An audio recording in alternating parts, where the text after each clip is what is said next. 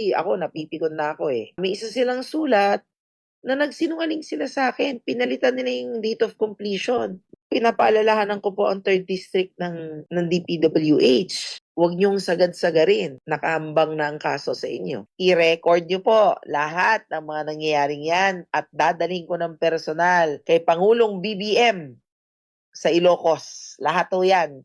Lahat ng papeles ay sa Tuguegarao City ang nag-umpisa na hindi tinapos. Yung creek sa Caritan Creek na hindi rin matapos-tapos, yung doon sa Namabalan na natitibag-tibag na yung flood control, lahat ho lang yan.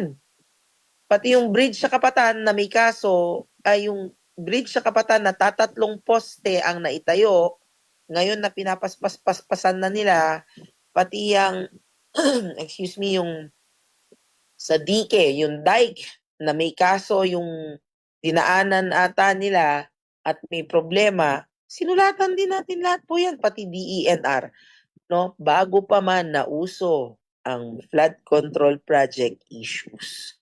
Pero tayo, hindi naman tayo salawahan kasi tayo, pag sumulat tayo, para sa atin, ang ibig sabihin nun, wina-warning natin sila na nauubos na yung pasensya natin, ginagawa nating opisyal ang ating reklamo, opisyal ang ating ang notification natin is opisyal, yung ating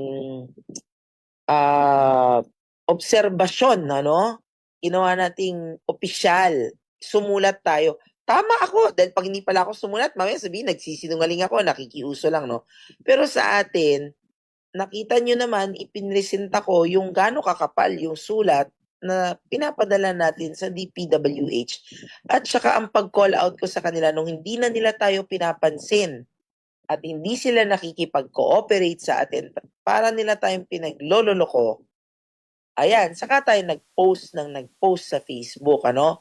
Bago pa man ang kumakalat na issue sa national scale, no? Mismong nakapaskel sa DPWH, yung dike po parang 600 plus million ang ginastos.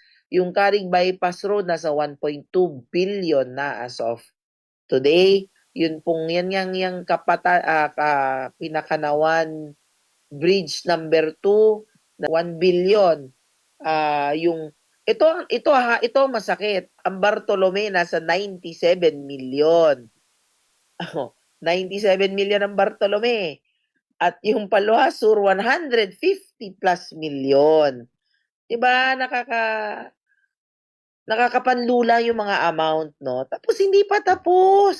Pero wag mo mag-alala mga kababayan natin.